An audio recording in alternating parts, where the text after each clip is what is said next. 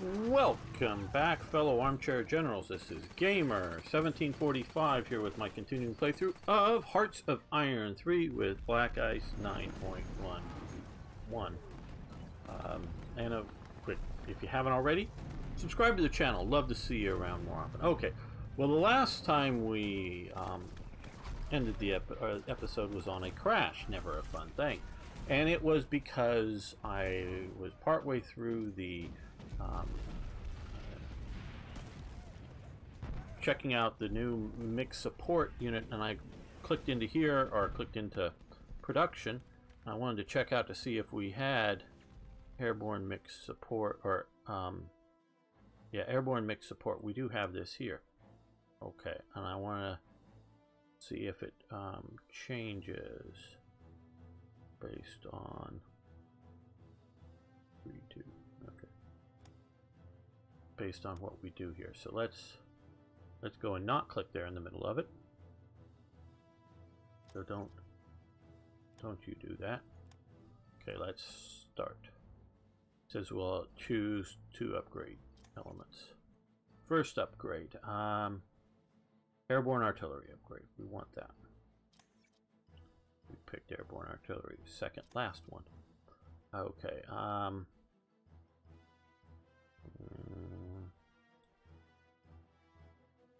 We already have airborne engineers as a separate thing. I think we're going to do motorcycle reconnaissance. Motorcycles can be airdropped, but we'll do this into there. Okay, you pick yes. Okay. Done. If I can understand why a crash happens, then I understand what's going on. And that just may be, shall we say, an engine limitation. Okay, armored mix support, airborne. Well, it doesn't look like any of these values have changed.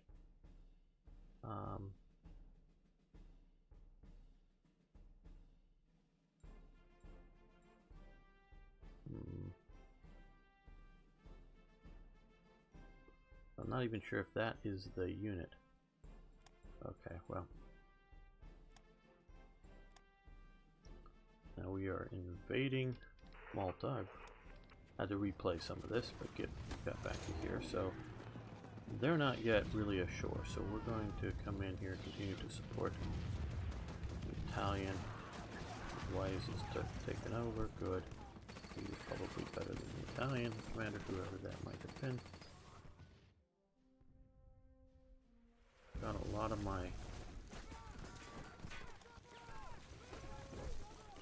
various naval bombers, seaplanes striking here just in case somebody comes out. We got a few subs. I'm not terribly worried about the subs because we have some destroyers.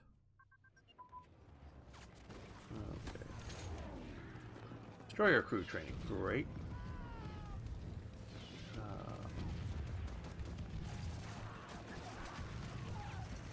Time to stop that. Naval escort, roll. Okay, let's get that going. No, we're not going to give you that.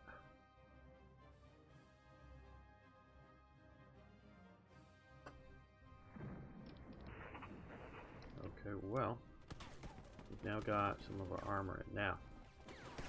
Like last time, though, it's a slightly different mix. This time we've got a lot of bombers in here, so we're going to ground strike as a very large truck goes by. Hey, I even hear things like that in very professional YouTuber type videos, so.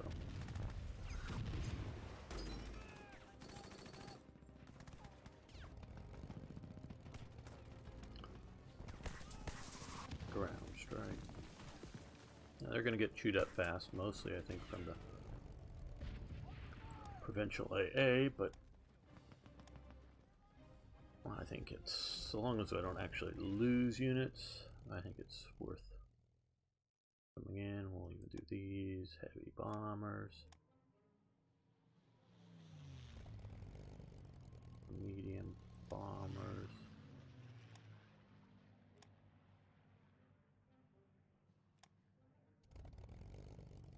airborne medium bombers.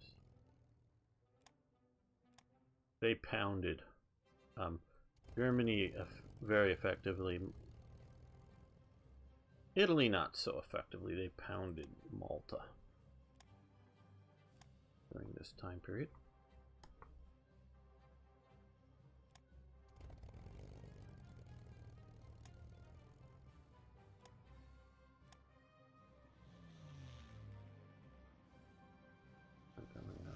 Bombers over here.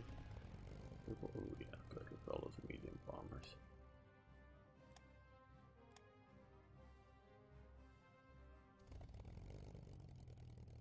Have any? Well, yeah, fighter bombers. Might as well bring you guys in. Oh, don't have the range. Okay. Have some. Oh, it doesn't look like it. Okay.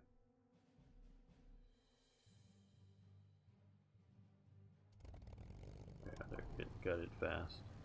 Don't know if they're gonna have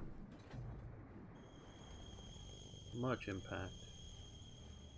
These guys even have some heavy AA and such. But now we're hitting them hard. Okay, one up here. You stop that attack and attack over there. You still defending? Good. Winter battles in Norway. Not the goodest thing. Okay, so we've won against there with normal. Moving this armor unit down. While we're backing through here. Oh, we want to get to the capital as fast as possible.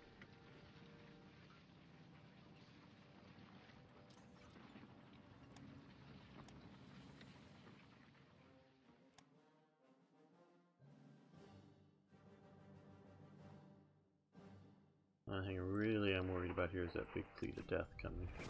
I could sink this even with all the air power coming in here.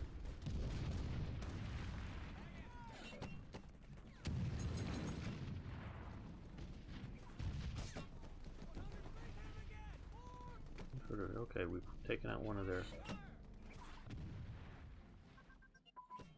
Okay, fire control. Capital. Shit, fire control. Very good.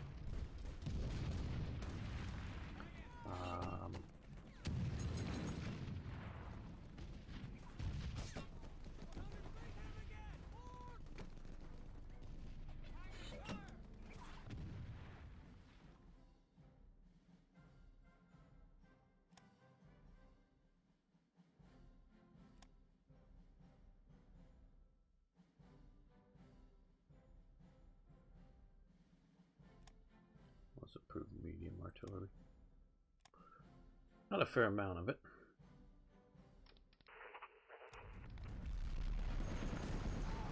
We're going through some of the Italian divisions already, but that's fine.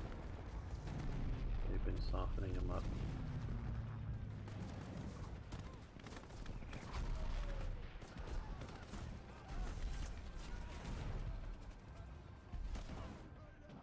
Royal Malta artillery looks like it's getting pretty hard. Uh-oh, we've lost a motor torpedo boat right out here. Don't know if it's two or what.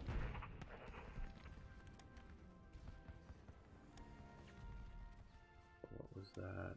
Elite commando units advance.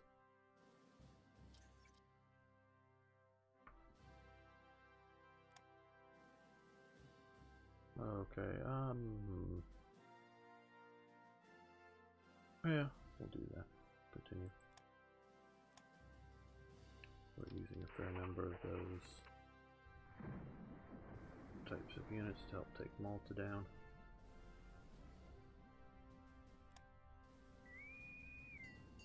They're not being particularly hurt. Oh well, there was some action. Now we had. I made sure because I left the HQ that I moved over in the area. Hopefully, which we consider within range. But that would leave some free shipping open in case we lose some more vessels. Well, Centauro is battling good for them.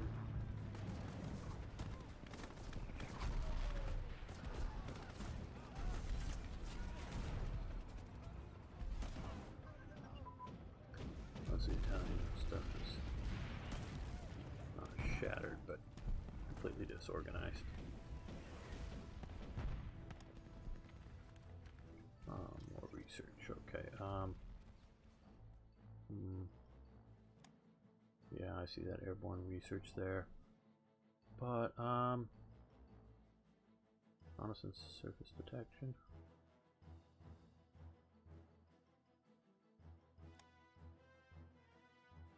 Oh, we want to look at these a little more. Okay, elastic defense, that's a good one. Improve that ability.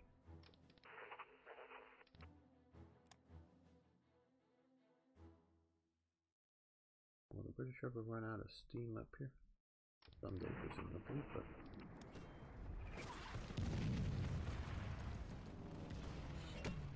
The needle can go over on the offense.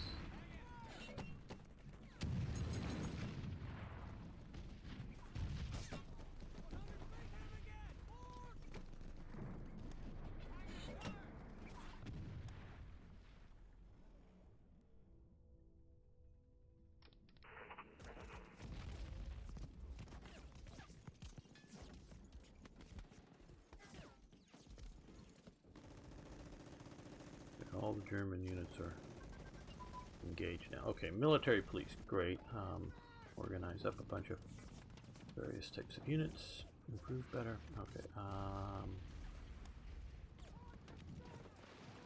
Yeah, we'll stop that. And see, strategies affect everybody's in battle. Well, rolling artillery doesn't specifically, but yeah. We want to get those done, and basic education. That will increase our ability to research more things.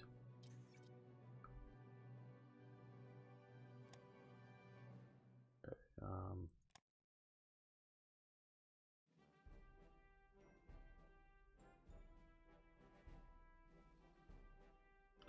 yeah, let's go with rolling artillery barrages.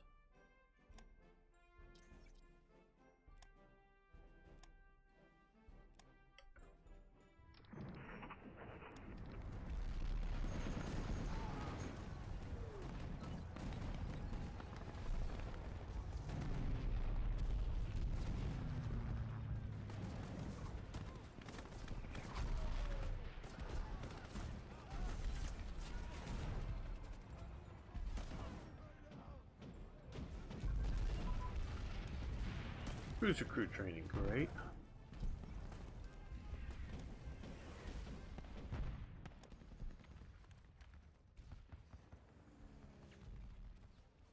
Marine crew training, we have enough of that. Doing trade interdiction to get there.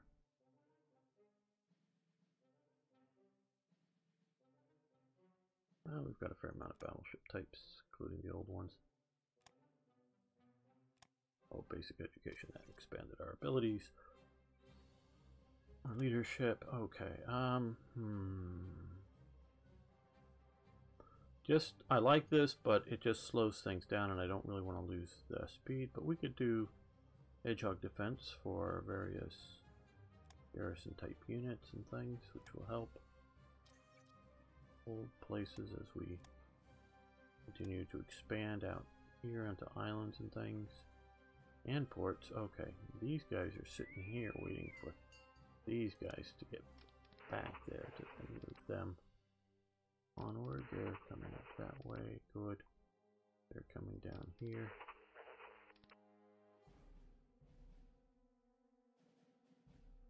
You just start driving. Don't know which. You're gonna hold down. Say so. Okay, we give them money for inventory.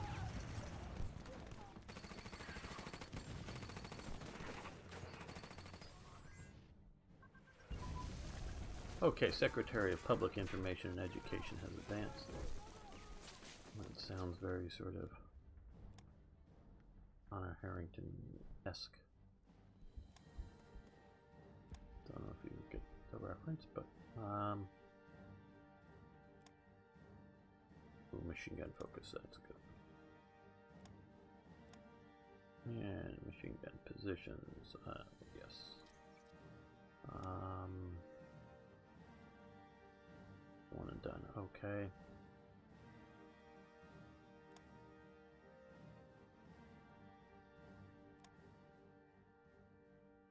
Self-sealing tanks. We'll get improvements on that, that'll be fine. Tank hag. Torpedo bomber focus. That's good enough for now. Probably should build a few more of those anyways.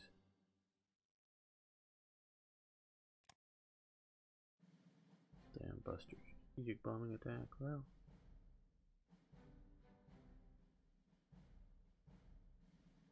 Oh, air launch torpedoes, yeah, we want those.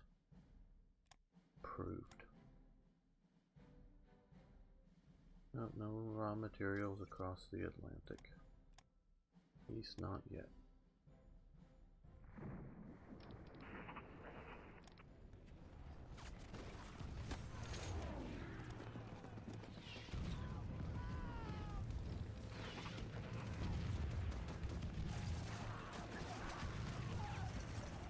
Ah, okay, well, it came out, tried to mess with our fleet or something.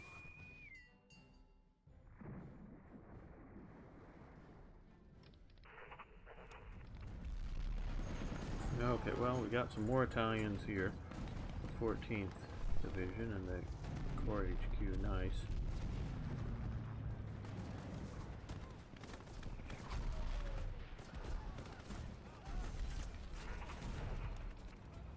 At least the Royal Malta Artillery is about going down pretty quick.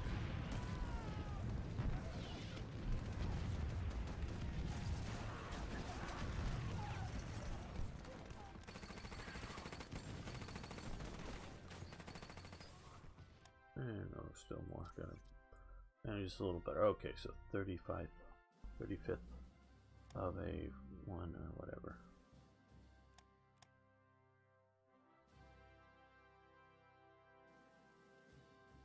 Okay, let's go with torpedo tubes.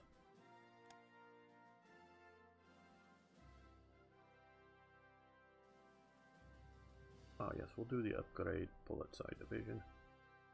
Do the SS. Okay, so the police division started out just as that. It was a police division. I know I've harped on it a bunch in the earlier episodes. It was a properly equipped for a basic sort of infantry division, maybe not with the newest equipment for sure, but a properly equipped sort of military division, and though it would have policing abilities, made up of policemen. Now the police basically, by the start of the war, to one degree or another, were under the SS, and that continues more, gets more and more so as time goes on. But it definitely started out not at, so it was under the control, administratively, shall we say, of the SS, sort of tactically, operationally, under the Army, but it really wasn't a proper SS division. It becomes so. Yeah, I see the 114th Jaeger there.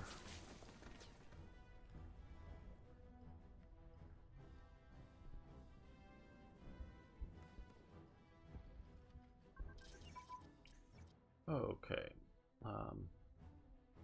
Got bomber focus. We said torpedo bomber. Bomber. Yeah, that's not so important. Not that we won't do it, it just, I think we have more important things to do first. Yeah, we want night equipment. I'll push ahead on that.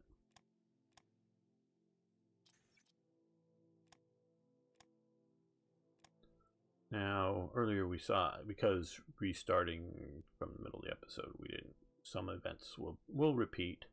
Not in the game, but in the playthrough. So, okay, this is Washington Naval or Washington First Washington Conference focus on Germany. Reich now dies of what is it? Heart attack, cerebral hemorrhage. Okay, this is new. Emmanuel Moravec, Minister Moravec, served as a joint minister for education and national enlightenment in the puppet government of the Protectorate of Bohemia and Moravia, which was reorganized by the Deputy Reich Protector Reinhard Heydrich in January 42 as propaganda minister. He worked to persuade the Czechs to be loyal to Nazi Germany. See, there was a whole sort of thought going on that a lot of the Czechs, well, some of them might just, and I'm hesitant to say numbers because it's been a while since I read it, but, you know, maybe, I don't know, a third of them will just have to sort of die off, you know, I don't know, starvation or other sort of means, maybe. Bunch of them could be suitably educated, maybe a third or so of them could be suitably educated to, and somebody wants to correct some of these details, please do so. I'm just sort of going off memory here. A good, you know, third or so could be suitably re-educated into being German. So, I don't know exactly what they thought of, because again, we've talked about this, the sort of Nazi racial identity, what they thought of Czechs as being racially identified. Obviously, they are sort of in the heart of the old Holy Roman Empire. I don't know whether they, you know, just what they thought of them. I'm sure if they thought more highly of them racially, like they did of the Norwegian, you know, and Swedes and whatnot, they probably wouldn't want so many of them maybe to be, you know, just to die off, but they definitely thought they could re-educate a fair amount of them into being good Germans. And re-education, that means, you know, fully. Well, and how much re-education versus just over time, you know, bringing up new ones as being Germans, you know, just completely culturally, linguistically, every sort of way breaking them into being Germans. And then a bunch of others might just need to be moved east as settlement populations moving east that were superior to some of the people in the east, but inferior to the Germans or something. I don't, you know. So there was definitely a program, or Czechoslovakia under National Socialist Germany was never coming back as any sort of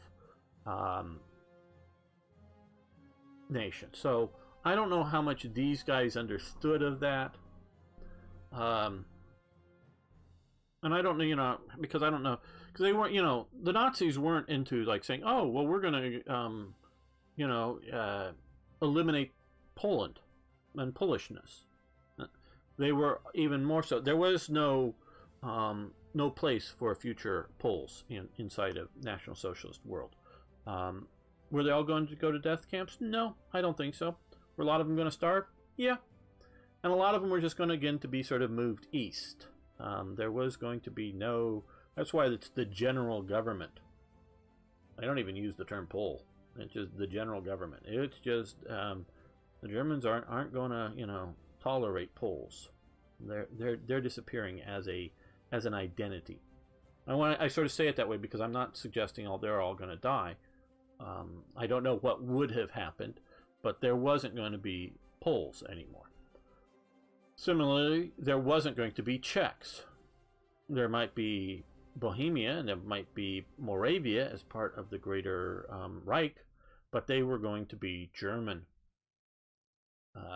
And those that weren't willing to conform to being German, even if you're like this guy here, Moravec, who comes out of, because there was both fascist and sort of National Socialist, there were National Socialist Czechs, and that's sort of weird, and they weren't German.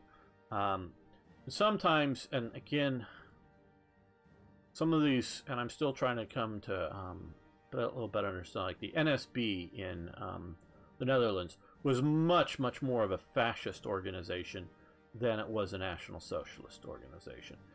But it's like in modern day right-wing circles, I don't know who anybody is because I am not there. I don't read the language. I don't listen to the language. And I don't trust either them or others to describe them to me. Because if there's a, you know, you can get some sort of radical nut jobs in Germany that will want to have swastikas. Okay. And that'll happen. But basically, there is never going to be a, I say that, but I don't know. There's never really, I don't think, ever going to be a Nazi party that's using swastikas in Germany. What there might be is people who have Nazi ideas but claiming not to be Nazis and forming right-wing parties. And then there can be guys that are people, I don't want to put a gender to them though, but people that may come out and be just, you know, sort of old-line traditionalists, nationalists that are, you know, people like Paul von Hindenburg, whether they want a return of the Kaiser per se, and that just may be a returning of the Kaiser just as a figurehead, and we're going to have, you know, a modern sort of, you know, sort of like we have in Britain, you know, is, you know, maybe a real level of political power, but not, you know, a dictatorial level of power, because the Queen still has real levels of political power. In Britain, it's just not a daily sort of political power. So it could be just a figurehead, could be something, you know, traditionalist, sort of like, you know, you have in Britain kind of thing, returning of the Kaiser, but still mostly people voting on political parties and that kind of thing. Or they may want a, you know,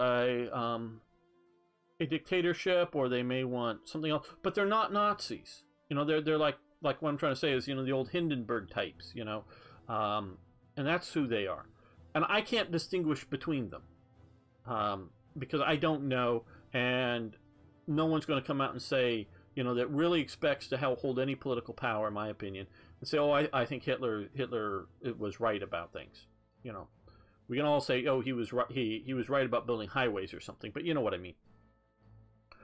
And so I don't trust because I don't trust the left. You know, everything's a fascist. You know, and oh, you're a fascist. You're a fascist. Hey, I'm a libertarian. I believe, you know, I'm almost an anarchist. You're a fascist.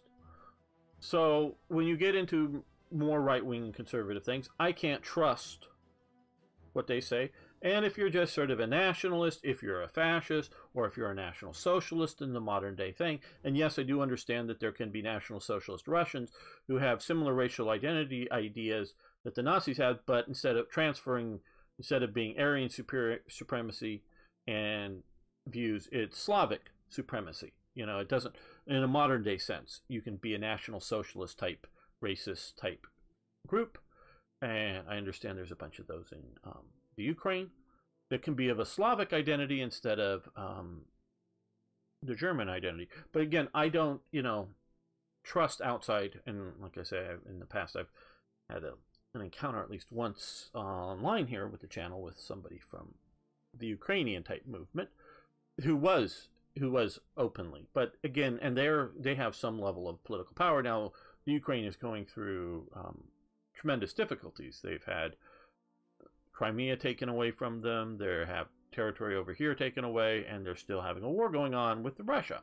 So yeah, and so extremism breeds in that kind of thing and may have political power, but I'm sort of like talking in Germany. It's, you know, it's going to stay sort of hidden. So I can't trust it. Now, when I look back at things, I can, because it's the past. Now, what they might have morphed into had they won, I don't know, because we know the NSB, you know, coming out of that, there's a Dutch SS element, and that is entirely National Socialistic. So, but we don't see SS elements coming out of Bohemia, even though functionally Reinhard Heydrich is running the country. He's Deputy Reich Protector, that's just because they didn't quite fire Konstantin van Roth, but he's in charge of it. He was too sympathetic to the Czechs. Konstantin wasn't pushing Germanness fast enough, so they brought in Heydrich to do so. But there was no Czech SS elements that weren't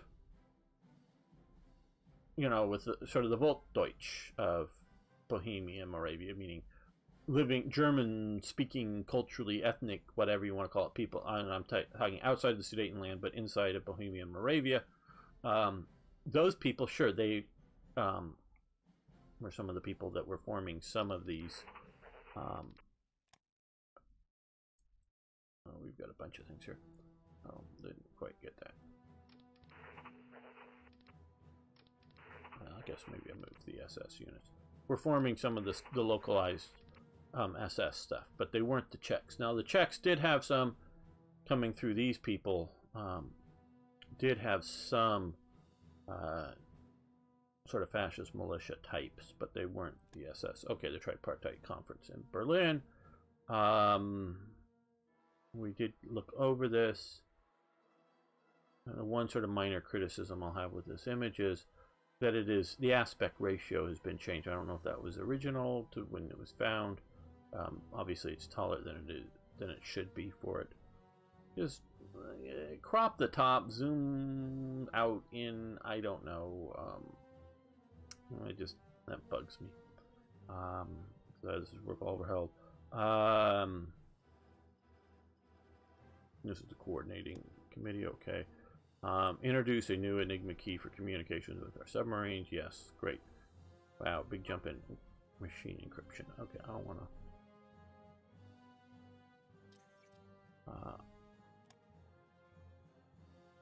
Encryption machine 43.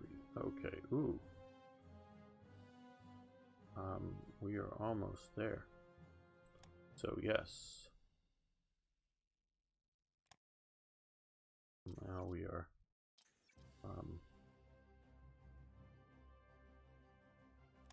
Move that to the top. That will get that through, even though it's early. Oh, wait a minute. We jumped. Wow, we really jumped. Because that not only did it jump, because we were there, I was thinking that, but no, we actually jumped up past 46, so we are way ahead. But we're almost there. So we'll take that. Probably a bit of an overkill there. And yes, we'll take the Army Corps.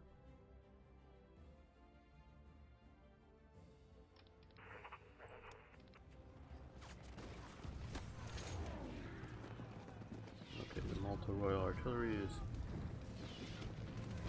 going to shatter and break and get kicked off, I think, here, which we may end up going just back to Britain. Fine. Okay, Enigma 4. Trade Interdiction Doctrine 180. Very good.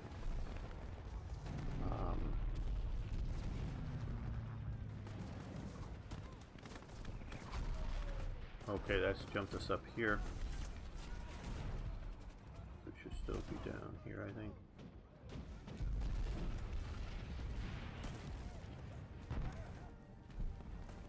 Oh, that's really good, too. We'll let that go, but then we'll want this too. Once that's done, then we have good unrestricted submarine. Okay. Sonderverband 288 was raised on July 1st, 1941 near Berlin. It was originally contained crack units from all branches of German army, anti-tank men, Alpine troops, engineers, commando components. By January 42, the unit was fully assembled in Libya via naval transports and airlift to support operations in the Africa Corps. In June 42, it participated in the Battle of Bir Hakeim and took its share in the conquest of Tobruk. During the battles of El Alamein, the unit stayed in reserve. The Sonderverband 288 was the only rested unit to initially shield the retreat of the heavily mauled Africa Corps. By October 30th, the Sonderverband 288 was reorganized and renamed the Panzer Grenadier Regiment Africa. In February 43, the unit seized the Kasserine Pass during the Unterheim Frühlingswind Rommel's offensive against the U.S. troops in Tunisia. The unit was lost after capitulation of North Africa in May 43. Commanding officer of this unit has been Colonel Otto Menten. Who has been a close friend of Rommel since World War I? Okay, create it. Absolutely. And is that on the map? Or is it? Yes. Okay, so cool. We'll send those guys over here at least.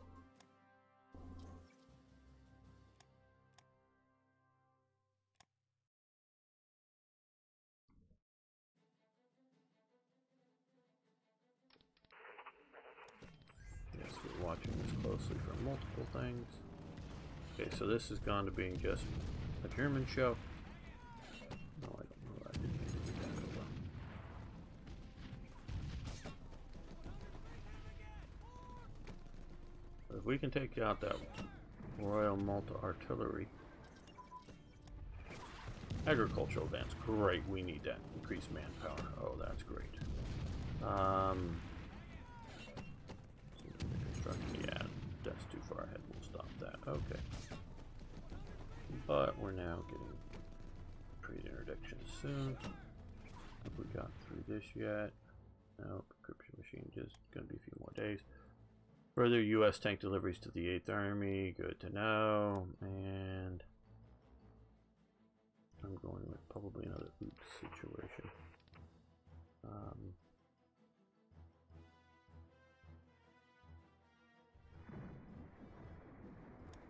Okay, we're going to disembark you and let you fight this out too. Yeah, need to check there. Want to build for us. Gustav and Dora, okay. I'm not building a lot of those heavy guns anymore, but those are big enough ones, maybe cheap enough that will do that. Well, yeah.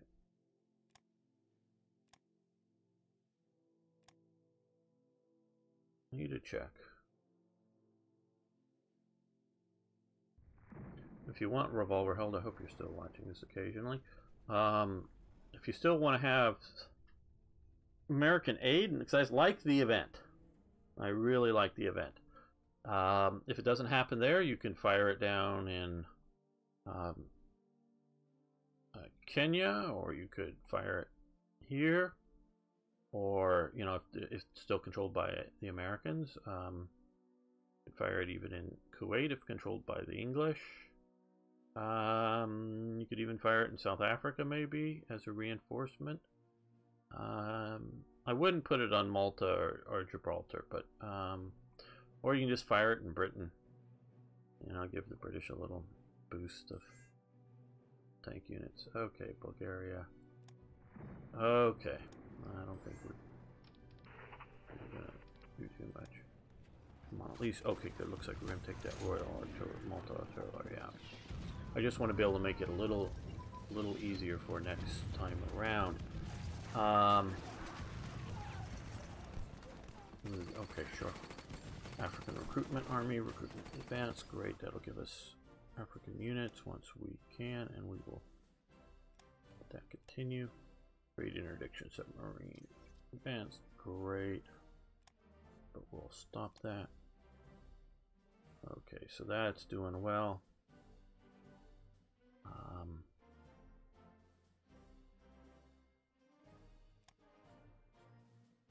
Yeah, sort of enough naval. Let's do fighter pilot training.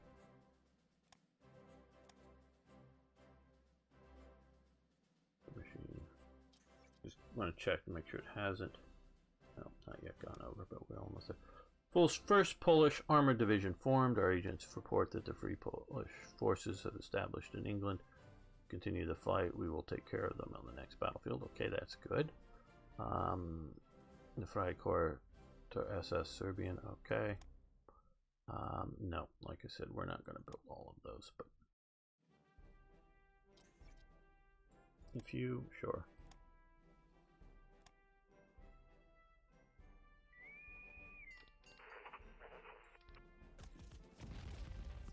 Well, at least take out the, before we have to go away. We can take them out, probably the rest will collapse. Okay, they missed Cairo. Fliegerführer. Oh, shattered here. Okay. against these American. Good thing we brought them in. I don't know that I want to get them off the...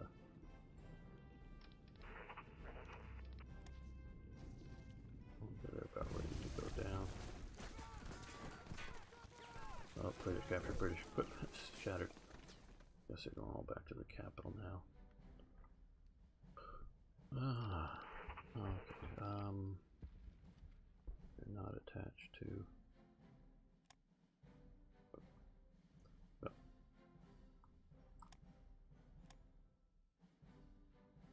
No, they're not meant to stand up against tanks, even if they have some anti-aircraft. Of these guys, I'm not alone. If they were attached to somebody, they probably would have done well. Yes, I'm going to trust it. Introduction of the type, what is it, 14 U-boat, milk cow is milch cow. Probably butchering that. Was a modification of the type 15D designed to resupply other U-boats, nicknamed the milch cow. Due to its large size, the type 14 could resupply other boats with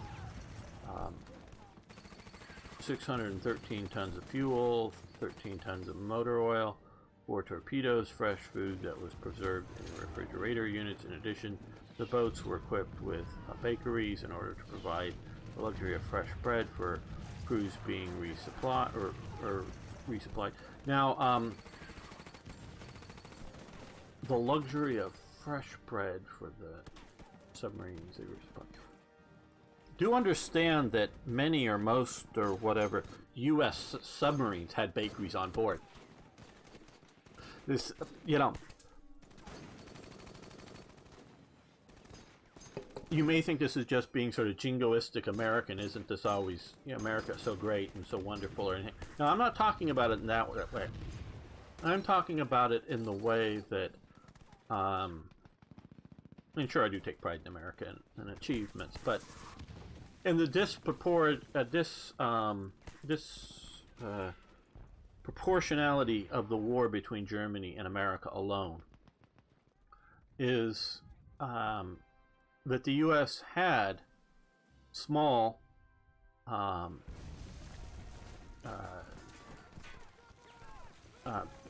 bakeries on board their submarines to bake bread, you know, baking ovens. They had some water distillation on board submarines in World War II to distill salt water to fresh water. They had refrigeration freezing units on board submarines so that they could have ice cream while out sinking Japanese ships. Okay? And so since you may go, well, you don't need those luxuries to win a war. Yeah, you're right, you don't. But when you're building enough submarines to go out and, you know, sink whatever you want to do, and you're also doing that, that just shows you the difference in scale. Now, generally speaking, the American submarines were much bigger than the German submarines because they were trying to, one, be fleet submarines as opposed to being commerce rating submarines. Sort of, the American doctrine before the war definitely did take in the idea of commerce ratings, but they were sort of still looking at the idea of screening elements to fleet operations, getting out there, being the eyes and the ears. Now, of course, as time, and the other eyes and ears, of course, was the battleship, and all the way down to a destroyer level, ships launching airplane, you know, float planes of one type or another. And, you know, so cruisers commonly had planes on them. And so they would go out and look around the horizon, and there were even just a few destroyers that had planes on them. Just a few. That was uncommon. But, you know, now, of course, radar takes all that over heavily to the point that only carriers have airplanes and, well, and, of course, helicopters start coming in to do some reconnaissance, too. So that, you know, it's still around today. We still use submarines as reconnaissance elements for naval operations. So that they were looking at doing that, and they were also built for the Pacific operations in the Pacific, maybe I should say, which is much greater distances than anything you find in the Atlantic. And the idea that you could easily operate off of Japan from Hawaii, which is a long distance, and you could do it from the U.S. coast if needed be. So the submarines were just generally bigger to allow longer operations than the Germans were. Now that, again, that isn't make them any better, because they're bigger targets, easier to see, easier to detect. It's just an element because of the longer duration. And so that you have more volume in the submarine to do some of the extra stuff that had the U.S. been building more for the Atlantic for submarine operation, they might not have, they might have wanted to make things smaller. Why we don't put refrigerating units in tanks nowadays is just bulk. We want to keep the target small. That's the idea. We put everything else in a tank, but, don't need to do that. And if you're British, you have a boiling unit so you can make tea. Which is very true. They do that in British tanks. They had no torpedo tubes or deck guns, only anti-aircraft guns. In 1942, the milk cows allowed the smaller type 7C boats to raid the American coast during the Second Happy Time. The Battle of the Atlantic, the milk cows were priority targets for the Allied forces, as sinking one milk cow could effectively curtail operations in several regular U-boats and force them to return home for supplies.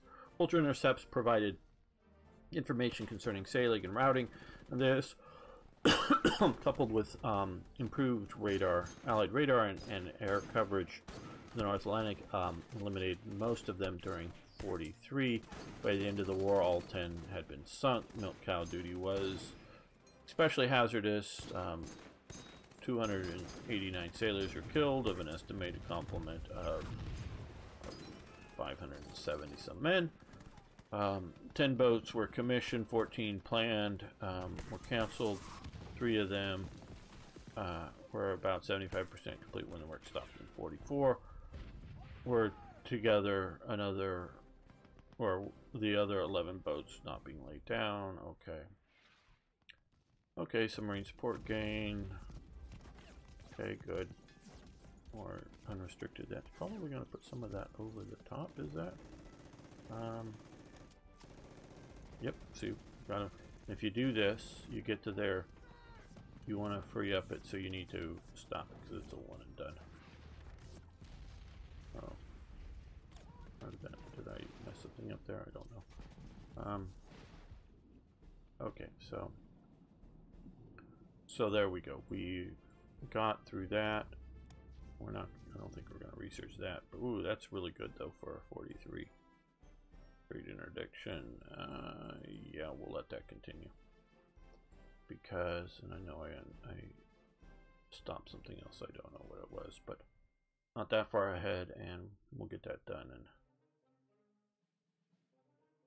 and improve our operations. Form the Jagdflieger if you're a Norwegian. Okay. More units to help hold down Norway.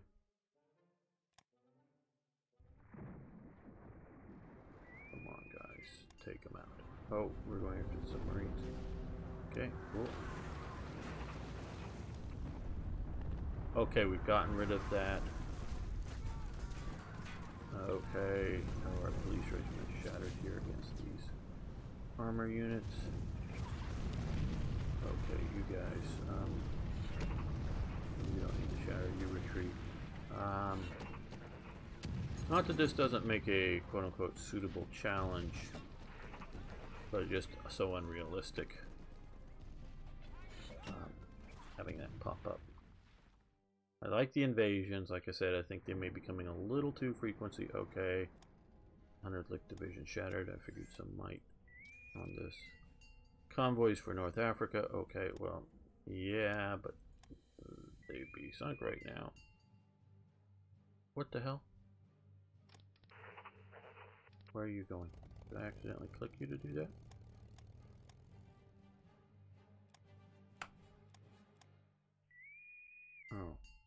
You stay right where you were at.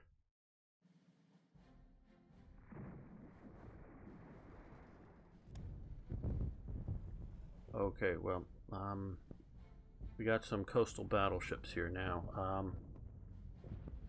And we got the Tirpitz. You attack into there, naval strike. You attack, naval strike.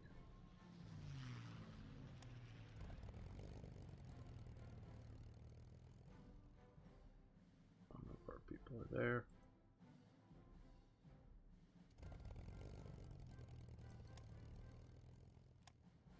Obviously didn't get everybody naval striking.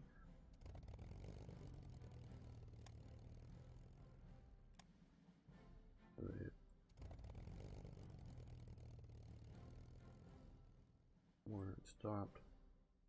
Guys are reorganized again because they were attacking Malta until they got messed up badly.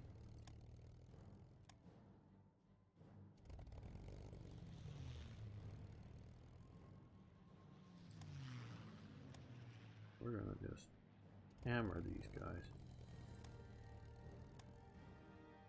I had a unit there, I thought. Guess it died.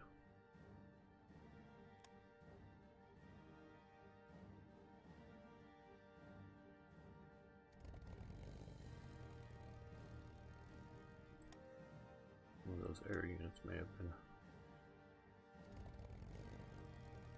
overly used. Up. Okay, well. Repulse. Uh-oh. We lost some of these guys, but we already had one unit shatter, which I hopefully went back up to the headquarters chain beforehand. And like I said, I specifically left a little bit of cushion. No, Romania, we're not doing. Here, where we would have gone. Good. Well, those weren't taking up space on board ship when those transports were sunk. Yeah, motor torpedo boats, good. Well, you're not in. Okay, the battle's over, so you stay here. Okay, the Tirpitz is shot up a bit, but that's okay. And so long as we didn't actually lose any units. Okay, I think we're gonna take this. Okay, encryption machine advance. That's the one that we were super far ahead on. Great, good. Stop that. We are done with that probably for the rest of this game, but it's really reducing our visibilities because they suppose this is supposing the idea that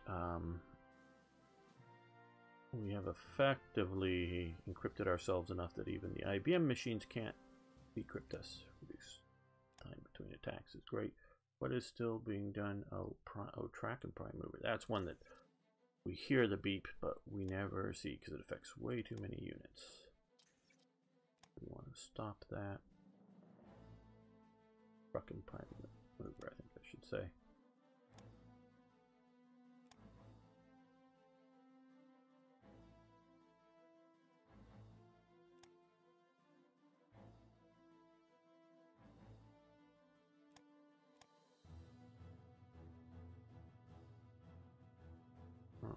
It's all looking pretty good.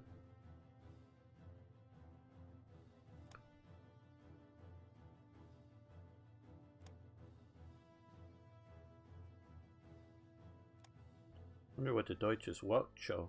I'm sure I'm mispronouncing it. Will say about some of these actions. Okay, we'll go with that. Very good. British raids in France. Okay, reports British have raided the French coast. Okay. Beach to be cleared immediately. Okay, we'll deal with that in a second here. The death of Dr. Todt on February 8th, 1942. Armaments Minister Fritz Todt died in a plane crash shortly after taking off of Hitler's eastern headquarters at Rastenburg.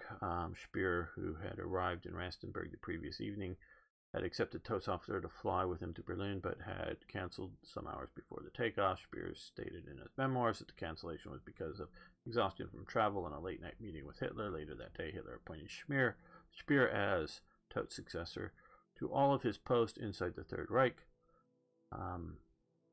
Speer recounts meeting with Hitler and was reluctant to take ministerial office, only doing so because Hitler commanded it. Speer also states that that Göring raced to Hitler's headquarters on hearing of Todt's death, hoping to claim Todt's powers.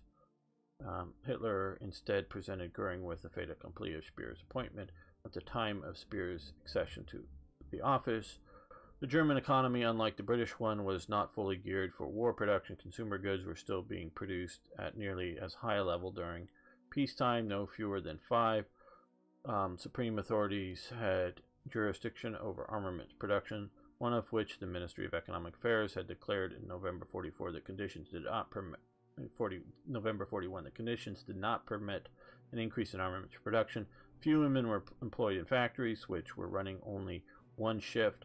One evening, soon after his appointment, Speer went to visit Berlin Armaments Factory. He found no one on the premises. Okay, and I forget the guy's name, but who does, military history visualized. I'm sure probably 90% of you watching this also subscribe to his channel. I don't watch all of his stuff, but I watch a bunch of stuff. Now, he sort of, quote-unquote, debunked the myth of Guderian. And I still have very, very high respect for Guderian. And he says, well, memoir, because he was once a fanboy of Guderian. I sort of rate Guderian the highest. I know Stephen Ambrose, the American author who recently passed away, very heavily, he's done other things like his story of Lewis and Clark stuff, but authored a lot of stuff on World War II, read some of it. Rates Rommel as the best German general, and a bunch of other people rate von Manstein as the best. The reason I still, and part of this stuff is he's debunking some of the Guderian stuff, is they're not all of his original ideas. Well, as maybe presented as being so as presented in his memoirs. Well, Achtung Panzer. Well, yeah, I think we already sort of knew that Little Heart and JFC Fuller and maybe even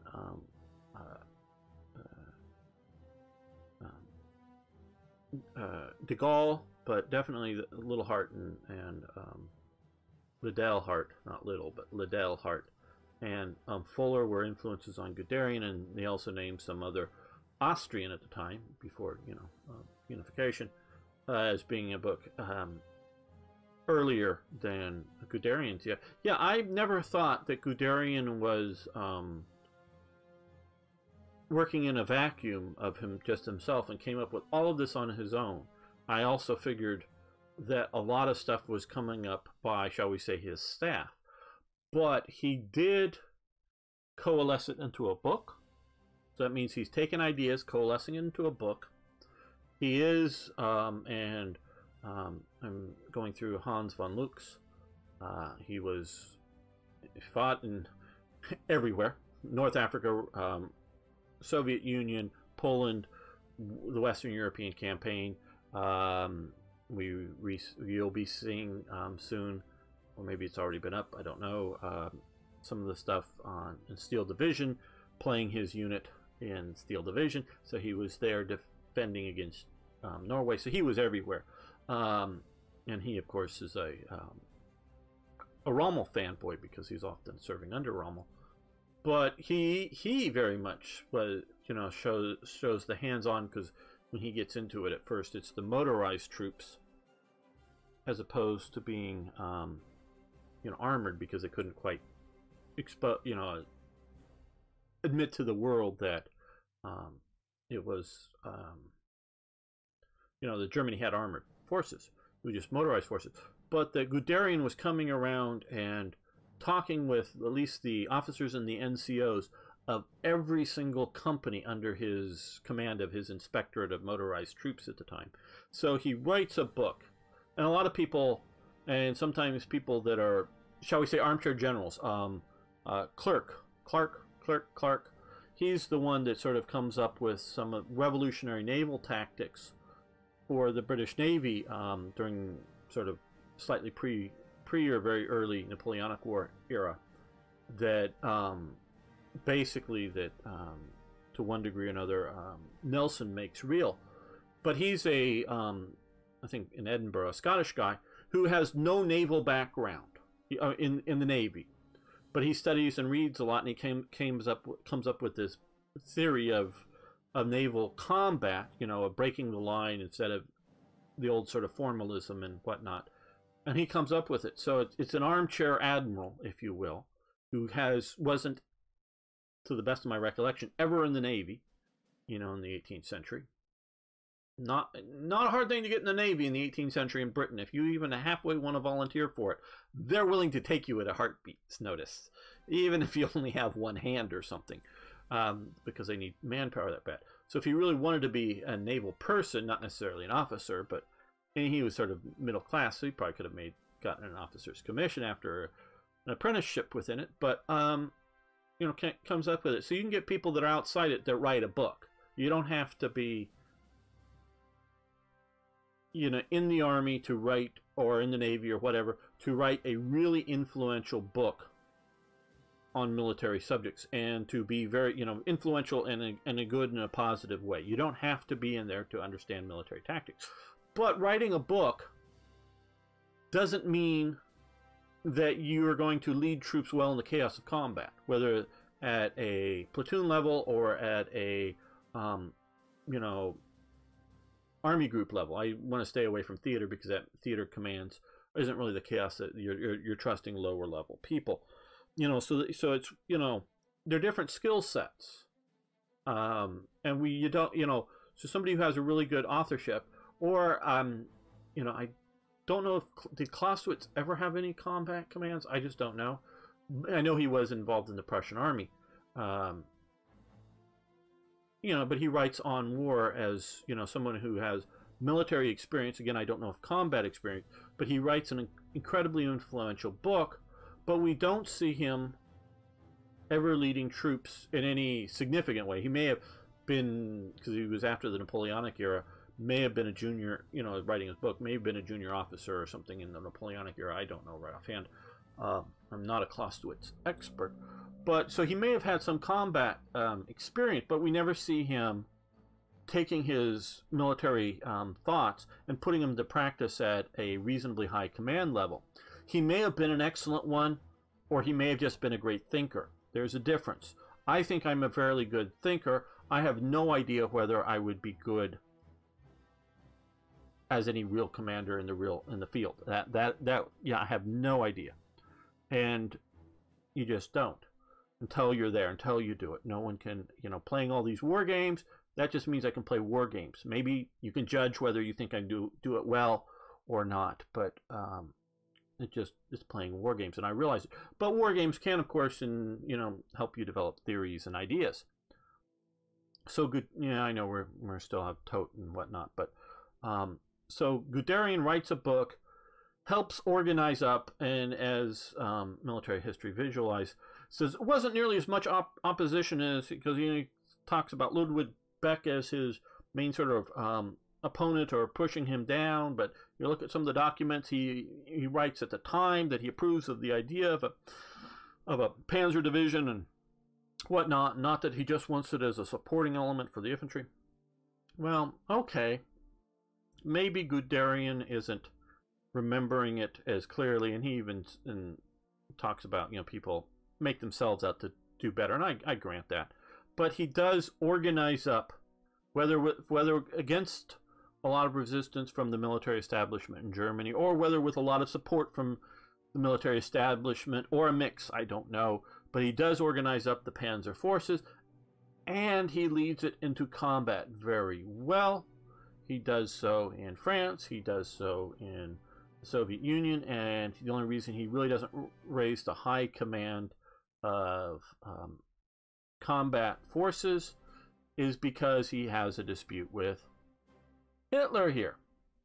So he has a dispute with Hitler, he gets fired, and then eventually comes back as, again, inspectorate of armored troops and whatnot. So that's not a military combat command, but that is an administrative command, and he does that fairly well. So it's sort of the three things. Monstein isn't writing a book on, he writes Lost Victories, I know, and I've read it, got it on the shelf. But he isn't coming up with, lots of new theories. He isn't organizing up a new special branch. I know he sort of is the thinker, the idea behind the Sturmgeschütz, but, as a armored support for infantry assaults on, fortified, well-dug-in targets, and that's something, but he isn't, organizing up all those new things. Now, maybe he could have, but he didn't, but he does lead at various levels of command troops very well. Rommel writes a book, nothing really new in the book, but it's a really good book for junior officers leading infantry units. Really good. Supposedly he was actually a pretty good teacher, according to von Luck.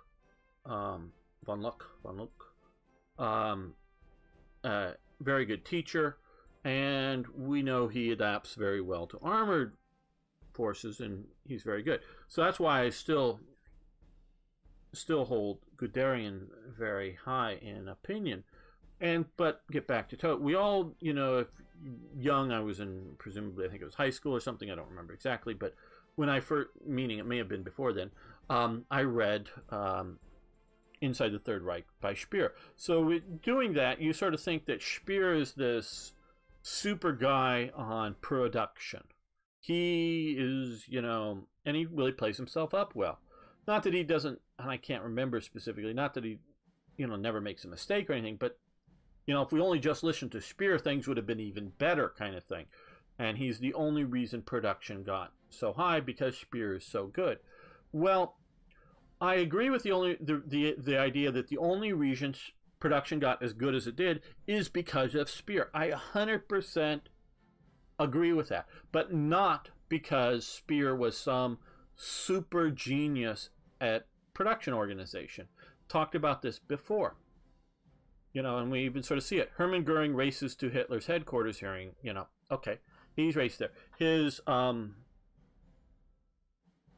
sort of main guy for armaments has already been fired. Basically, he's fired at the time Todt becomes armaments minister. There wasn't necessarily, I don't know if there's specifically an armaments minister, but the main sort of organizer,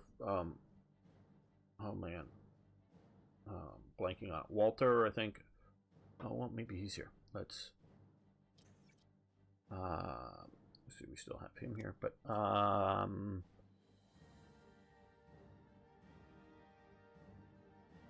I sort of overlooked him, I think, with Walter Funk. I did sort of overlook him. He should have a better title and personalized, because basically I use Goering. No, that's Robert Ley. Where's Goering? Goering. Because Goering was in charge of Reichswerk Hermann Goering, as well as the 4-year plan, but the sort of actual guy running it largely is Walter Funk. But he's already sort of fired, and he isn't necessarily particularly great at things, so he is sort of, he and Goering are, part of the same sort of branch of stuff, if we will. And so we could put, obviously, him back in charge if you want some more resources, but that's not the best option. But the idea is that, I don't know, let's say Walter Funk. If he's somewhere in Germany and he hears Todt dies, he can't order up an airplane, fly to Hitler, and walk into Hitler's presence. He has to get approval. He has to get permission to see Hitler. And by this time, of course, and even before this, though he gets more and more power of it, man, I'm blanking on it. Martin Bormann is the gatekeeper to Hitler. You've got to get through Martin Bormann. If Fritz Todt wants to see Hitler, now if Hitler wants to see Todt, Todt comes to see Hitler. But if Todt wants to see Hitler, and he should, again, he should be he was not a fascist. He was a National Socialist, very much so. But if, so if he wants to see Hitler, he has to talk to Martin Bormann or Martin Bormann's office and get an appointment to see Hitler. But Hermann Goering can walk into Hitler's presence, at any moment of the day. Probably Goebbels could. Ribbentrop could as well, though he becomes less and less relevant as the war goes on, just because there isn't much for a foreign minister to do, but he can still hang out with Hitler, and he does. And Himmler probably basically also has that walk-in, Hitler's having lunch.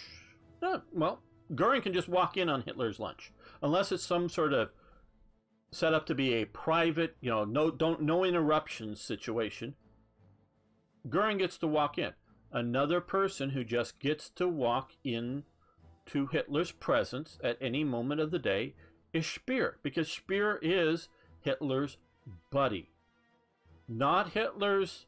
He is before we click this, he is considered the sort of main Reich architect or something. But there's some of other important architects that Hitler goes to a lot. But when Hitler's going to France, who does he call up to come on and let's go look at architecture together? It's Speer. Now also, and Arno Becker comes along too. I don't know how well Arno Becker and Hitler knew each other, but sort of those three guys are hanging out in France looking at architecture together. That's who they call, it's sort of like, road trip, guys, France, want to come? Yeah. And that's why Speer is there. He's there to look at architecture with Hitler.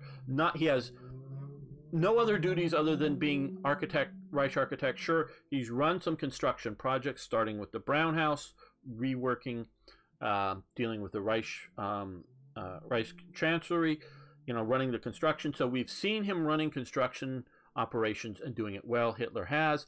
So Hitler knows he can manage organization things. He's not just a nerd off in a room drawing architectural things up and ordering models to be made of it for Hitler to look at. So that is why Speer is so good at the job, is because he has complete and total access to Hitler. So somebody says you can't do something.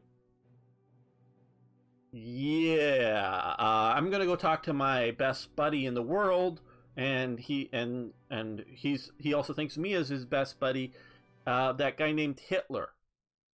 And I don't know what he called. I don't remember. Does he call him Adolf? I presume. I'm gonna go talk to Adolf, see what he thinks about this situation. And so this is why Speer is so good. I am not trying to denigrate his actual abilities. They were, I would say, above average at organization and administration. He is, and especially see it at the Reich Chancellery, he gets the job done in a very fast period of time. He really does. Now, again, that's a little bit of, you don't want to disappoint me because you're disappointing Hitler. And if we get in an argument, well, I'm going to go see the Fuhrer. Yeah, who's the Fuhrer going to agree with? We know that answer. So that is why Speer is such an effective armaments minister for Germany. And again, I was asked, because some earlier comments, could no one else have run the Luftwaffe better than Goering? Well, and maybe it's obviously everything's influenced by things that I read or hear on documentaries, because I don't read any of the original sources. So meaning I don't read original, memos and letters during the time period. And I don't know any of these people, so it's all taken secondhand. Got to take that into it. And So, Udet kills himself because he is put in charge of administrations and duties, and there's various other things I'm sure going on that we may not know, but he is not a good organizer. Milch is a pretty good organizer. He becomes a general inspector der Luftwaffe, very much an ally of Speer. He is an ally of Speer in getting things built, and obviously dealing primarily with Speer on like aircraft production. Probably didn't deal with Speer on submarine production or whatever, but he and you've noticed there's some really good stats here for Milch. And I made these. I've taken stuff from other, including Black Ice and other things, and did some of the things. He might have been able to run it better than Goring, but you see 15 air organizations. Now the resources you're getting the bonus 5% resources is because he still has the influence of Reichswehr Hermann Goering, and officially the 4-year project never ends. But it's no longer the main focus of the economy. As 1940 gets around and you start getting Todt in charge of things. But it's still around. Aeronautical engineering decay, so that stays around, and light aircraft practical decay is low. But you can. This is probably second choice here.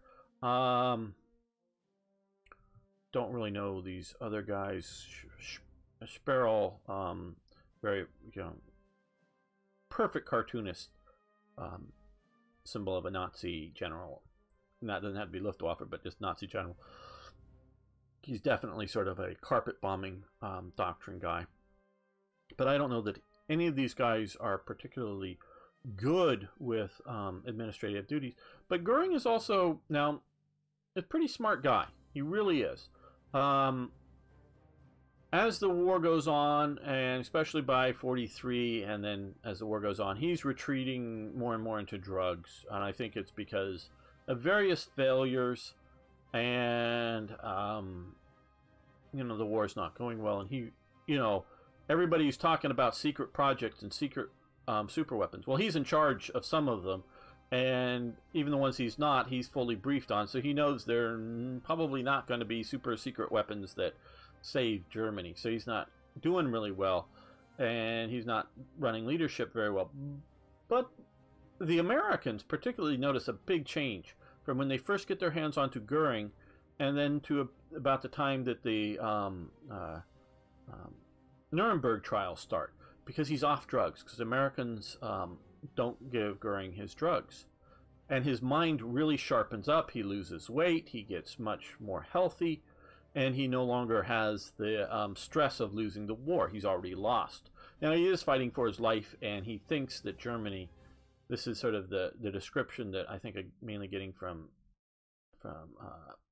Speer, is that Goering and some of these other people thought that they were indispensable to the running of Germany, and that the Allies were going to have to keep some of these guys around to run a puppet state Germany. Well, obviously they don't. And don't need to, and don't do so. But so he's fighting for that, but his mind sharpens back up, and he gets to be supposedly pretty good, back to his old self again, sort of at the end there. Now, what Goering does sort of do is, to some degree with his allies within the Luftwaffe, is that just the mere fact that you have Goering on top of it doesn't mean you don't have somebody like Milch actually running various elements of production. See, if you really want to bring up because again, I've taken this a lot from reading Inside the Third Reich, but also generally looking at it, air build speed increased. Light practicals and decay is not as bad. Well, this is actually better engineering decay, but still, it's other stuff is doing very good here. It just doesn't have the organizational benefits. So probably the best bet selection-wise is Milch.